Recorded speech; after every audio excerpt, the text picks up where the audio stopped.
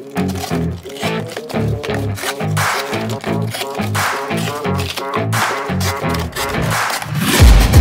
taking shots at the enemy. I'm gonna make it to the top, leave a legacy.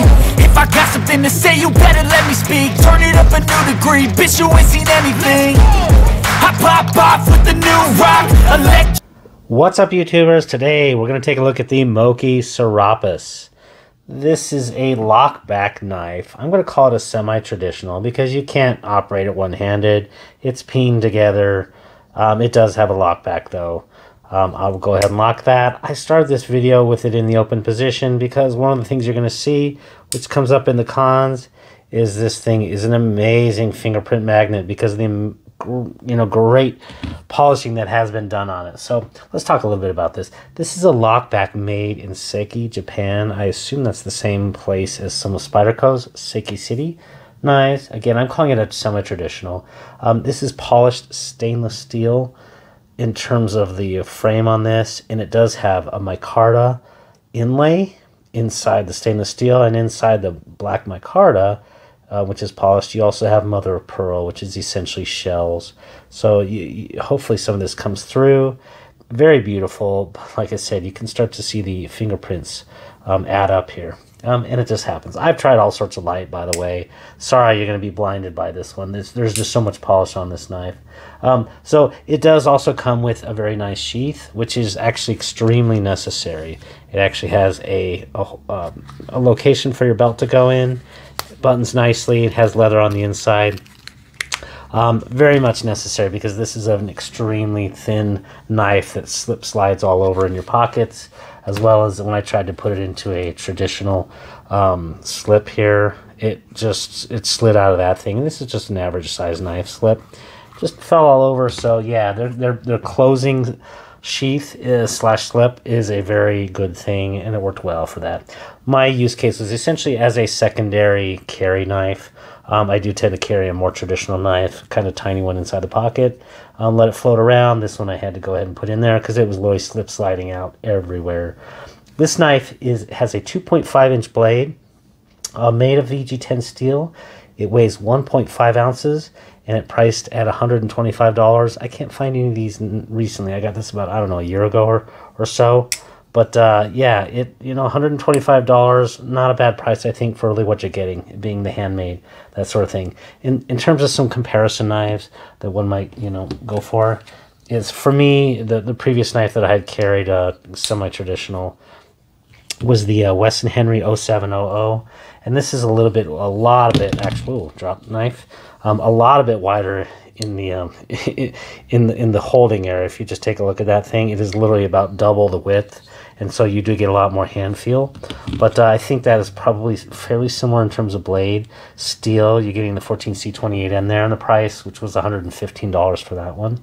And then also another one I thought, traditional knife, also not locking, is the Great Eastern Cutlery. This is the Liberty Jack. I never had a chance to get the Freedom, which is a Warncliffe, but yeah, the Liberty Jack, very similar, very thin and light. But this one also actually is even definitely a little bit wider in the hand.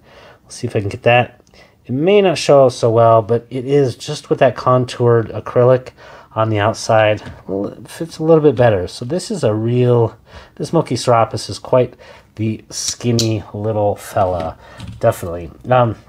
Those are kind of some alternatives, and that Great Eastern Cutlery Liberty Jack was $104. So again, similar price range to $125. In terms of the pros of this knife, it's extremely stylish. This is not going to probably show up well. I don't have fantastic lighting, but there's a lot of polish everywhere. There's a lot of handmade care put into this thing, which is very well done. And that stylishness with the handmade is really, really nice. So you're going to kind of like to pull this out of your pocket. It's definitely not something that's like, oh, what the heck is that? Really nice. The lanyard hole back here is, I certainly appreciate that. You can only fit 3 fingers for a medium large hand on this. I just can't get that 4th finger on there. Slips off. I don't happen to have any paracord 325. All I have is paracord 550. Will not fit through there, so you're going to need some thinner, smaller sort of paracord or other lanyard sort of string that you're going to need. But for me to get a full 4 fingers, yeah, I would kind of need that. But I appreciate that they put that in there. So that's kind of one of the modern traditional components. Modern components added to the traditional, should I say.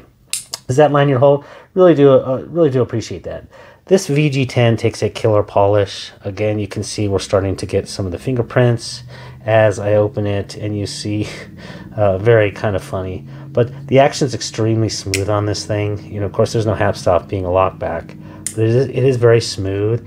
There are no gaps really to speak of back here. Comfortable on the back side. We'll talk a little bit about this open channel on the front side when we get to the negatives.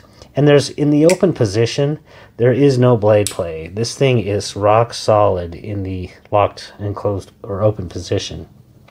So on the VG10, by the way, it held really well. I didn't have to even strap this thing up. Cut through some boxes, cut through a lot of mail.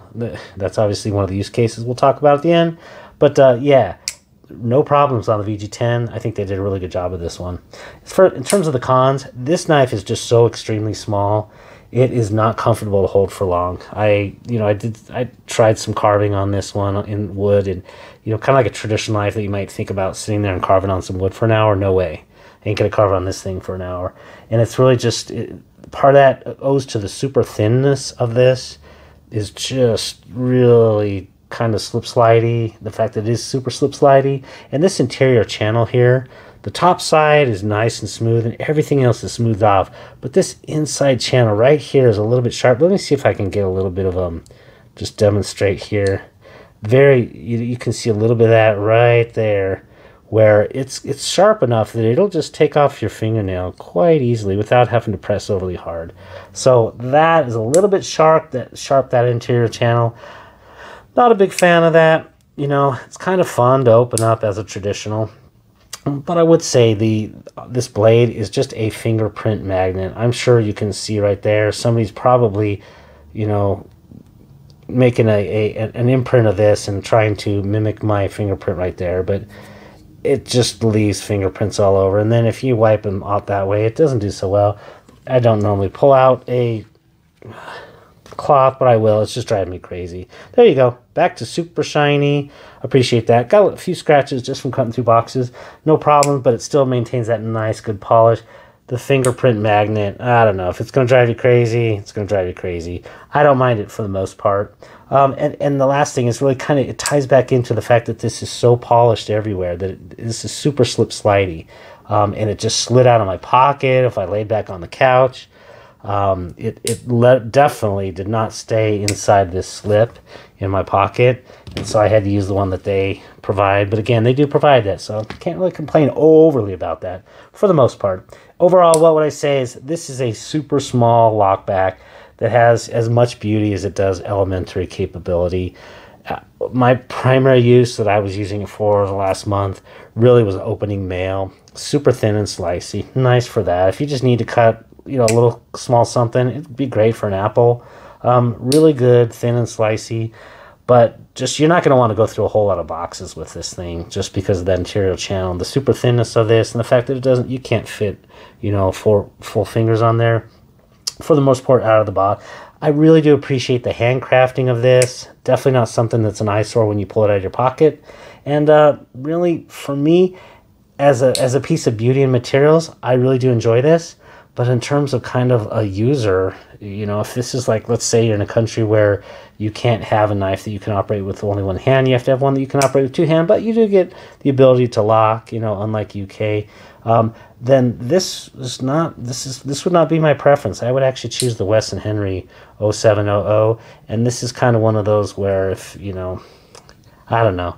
If I could have the lock, I would still probably go with one of those traditionals. So, hope you did enjoy this video, and if you did, like and subscribe, and have a great day. Take care now.